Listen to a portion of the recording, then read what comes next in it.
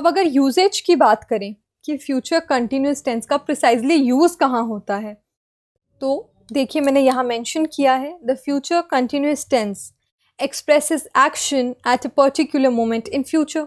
Future के किसी particular moment पे, किसी पॉइंट ऑफ टाइम पे अगर कोई एक्शन हो रहा है वहाँ आप यूज़ करेंगे, लेकिन वहाँ तो सिंपल प्रेजेंट भी यूज़ कर सकते हैं। तो डिफरेंस क्या है?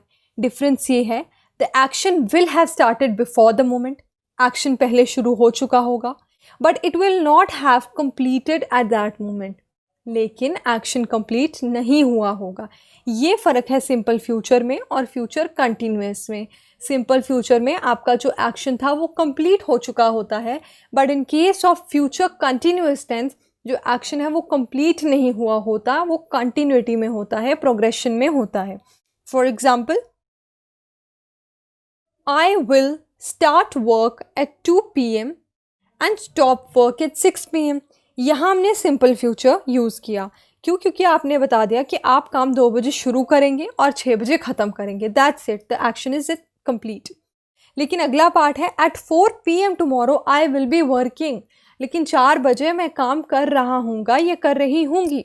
यहाँ फ्यूचर कंटिन्यूस यूज़ किया क्योंकि यहाँ जो आपका काम है वो चल रहा है, काम कंप्लीट नहीं हुआ है। तो फ्यूचर में जब आपका एक्शन कंटिन्यूटी में होगा, चल रहा होगा कोई काम, तो आप फ्यूचर कंटिन्यूस यूज़ करेंगे। लेकिन अगर एक्शन कंप्लीट हो चुका होता है तो आप सिंपल फ्यूचर यूज़ करते हैं। The future continuous tense sometimes also refer to as future progressive tense, ये आपको हमेशा बताया है कि कंटिन्यूस फॉर्म को प्रोग्रेसिव भी कहते हैं, is a verb tense that indicates that something will occur in future, यानी कोई चीज़ फ्यूचर में होगी and continue for an unexpected length of time, लेकिन कुछ अनएक्सपेक्टेड टाइम के लिए चलती रहेगी। यानी आपको पता है कि कुछ काम शुरू हो गया है, वो चल रहा है, कब तक चलेगा, कब ख़त्म होगा, ये आपको नहीं पता। It is formed using the construction will plus be plus present participle, यानी the root verb plus ING. The simple future tense is a verb that is used when an action is expected to occur in the future and be completed. तो जिस difference की बात मैं कर रही थी ये वही है कि सिंपल फ्यूचर टेंस उस एक्शन की बात करता है जो फ्यूचर में होगा लेकिन कंप्लीट हो जाएगा, लेकिन जो फ्यूचर कंटिन्यूस टेंस है उसमें जो आपका एक्शन है वो फ्यूचर में स्टार्ट होगा लेकिन अनएक्सपेक्टेड टाइम तक चलेगा, फिनिश नहीं होगा। So that is the distinction between simple future tense and future continuous tense. To make it more clear, have a look at this example. Let's suppose you have meeting tomorrow at 5 o'clock. I will arrive at 5 o'clock. आपने कहा कि मैं 5 बजे पहुंच जाऊंगा, तो यहाँ आपने सिंपल फ्यूचर टेंस का यूज़ किया। I will arrive is simple future tense और verb to arrive. You arrive once, क्योंकि आप एक बार पहुँच जाएंगे तो बात ख़त्म, और बाहर बार कहीं तो पहुँचते नहीं रहेंगे ना, इसीलिए आपने इस सेंटेंस में सिंपल फ्यूचर टेंस का यूज़ किया। However once you get there, लेकिन जब आप कहीं पहुँच जाते हैं हो सकता है आप वहाँ पहुँचकर कुछ काम करें जो कुछ टाइम के लिए चलता रहे, तो उस काम को रेफ़र करने के लिए आप फ्यूचर कंटिन्यूस टेंस का यूज़ कर सकते हैं। फॉर एग्जाम्पल, एट 5 o'clock 5 बजे I will be meeting with the management about my raise. मैं 5 बजे अपनी मैनेजमेंट टीम से मीटिंग कर रहा हूँगा। So will be meeting is future continuous tense. ये फ्यूचर कंटिन्यूस क्यों है? क्योंकि मीटिंग चल रही होगी। अब आपकी मीटिंग कब तक चलती है, कब तक ख़त्म होती है, वो स्पेसिफाई नहीं किया, बस इतना कहा है कि मीटिंग चल रही होगी, इसलिए आपने यहाँ फ्यूचर की कंटिन्यूस फॉर्म का यूज़ किया। The construction will plus be plus the present participle meeting indicates that meeting isn't going to happen in an instance all at once. यानी आपकी मीटिंग सिर्फ एक मोमेंट पे होके ख़त्म नहीं हो जाएगी, कुछ समय तक चलती रहेगी। इसीलिए आपने यहाँ पे फ्यूचर कंटिन्यूस टेंस का यूज़ किया to refer to the continuity of your meeting. Example, Michael will be running a marathon this Saturday. इस शनिवार माइकल मैराथन में दौड़ रहा होगा। अब कब तक दौड़ेगा, उसकी दौड़ कब तक ख़त्म होगी ये नहीं पता है। एक्शन होगा तो फ्यूचर में, लेकिन कब तक चलेगा, ड्यूरेशन आपको नहीं पता है, इसीलिए आपने यहाँ कंटिन्यूस फॉर्म का यूज़ किया। Eric will be competing against Michael in the race. और एरिक माइकल के अगेंस्ट रेस में compete करेगा, यानी उसके अगेंस्ट दौड़ लगाएगा। अब उसकी रेस भी कब ख़त्म होगी, ड्यूरेशन कब तक चलेगी, ये आपको नहीं पता है। एक्शन कंटिन्यूटी में है, इसीलिए हम फ्यूचर कंटिन्यूस टेंस का यूज़ कर रहे हैं। I will be watching Michael and Eric race. मैं माइकल और एरिक की रेस देख रही होंगी या देख रहा होऊंगा। अब आप फ्यूचर में रेस देखेंगे, लेकिन कब तक देखेंगे, जब तक रेस चलती रहेगी। And you don't know the duration, कि कब तक आपको रेस देखनी पड़े। एक्शन यानी चलता रहेगा, कंटिन्यूटी में रहेगा। That is why future continuous tense is used. अब एक चीज़ आपको याद रखनी है कि फ्यूचर कंटिन्यूस टेंस का जो आप यूज़ करेंगे वो हमेशा एक्शन वर्ब्स के साथ करेंगे। Now you might be wondering कि एक्शन वर्ब क्या होता है। इफ़ यू रिमेंबर, वर्ब्स के डिस्कशन में मैंने आपको बताया था कि 2 टाइप के वर्ब्स होते हैं।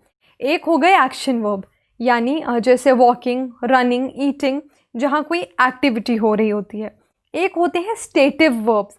स्टेटिव यानी जहाँ कोई स्टेट ऑफ एग्जिस्टेंस आप बता रहे हो, जैसे बीइंग, सीमिंग, एग्जिस्टेंस, जहाँ कोई एक्टिविटी तो नहीं होती लेकिन आपकी एक स्टेट बताते हैं। जैसे हैप्पी होना, खुश होना कोई एक्टिविटी नहीं है, but it's a state, so it's a stative verb. अब फ्यूचर कंटिन्यूस टेंस में इस चीज़ का हमेशा ध्यान रखना है आपको कि फ्यूचर कंटिन्यूस टेंस सिर्फ एक्शन वर्ब के साथ यूज़ होगा, बाकी स्टेटिव वर्ब्स के साथ यूज़ नहीं होगा। For example, it is important to note that future continuous tense is used only with the action verbs because it is possible to do them for a duration. Action verbs describe activities, जहाँ activities होती हैं, like running, thinking, seeing. Stative verbs जो होते हैं वो states बताते हैं, जैसे existence, like being, seeming, knowing, being happy, being sad, ये सब जो हैं stative verbs हैं। तो stative verb के साथ आप कभी भी फ्यूचर कंटिन्यूस टेंस का यूज़ नहीं करेंगे। इनफैक्ट आप खुद देखिए, यहाँ एक एग्जाम्पल है जहाँ स्टेटिव वर्ब के साथ फ्यूचर कंटिन्यूस टेंस यूज़ किया है। जैसे आई will be stress tomorrow during this science exam, during my science exam. अब ये जो एग्जाम्पल है, यहाँ आपने कंटिन्यूस फॉर्म यूज़ नहीं किया क्योंकि स्ट्रेस जो है वो स्टेटिव वर्ब है। लेकिन अगर मैं यहाँ कंटिन्यूस फॉर्म यूज़ करती तो वो कितना ऑकवर्ड लगता है। You can look for yourself. When the sun comes out tomorrow, winter will seem like a distant memory. अब क्या होता है कि जब स्टेटिव वर्ब के साथ फ्यूचर कंटिन्यूस फॉर्म यूज़ करेंगे, it will look very awkward.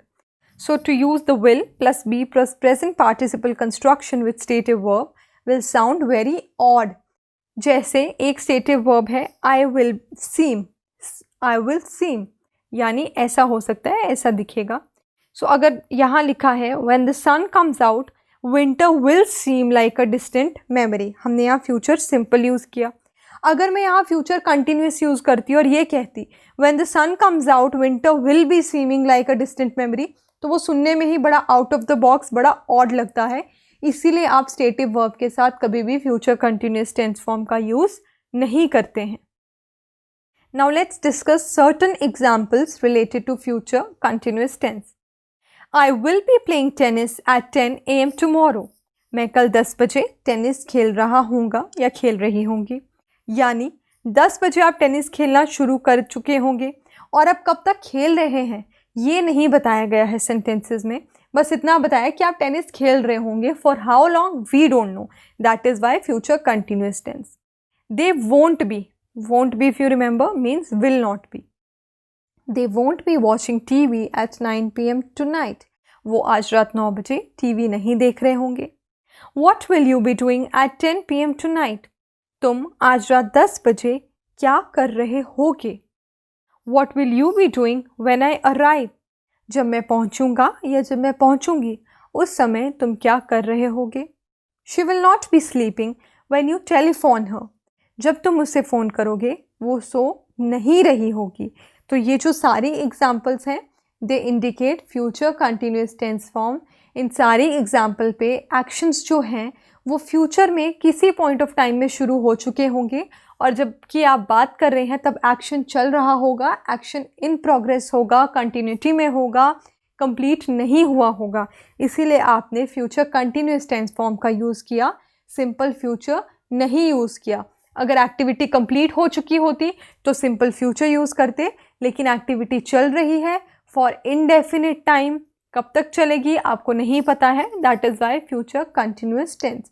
So that is all about future continuous tense form.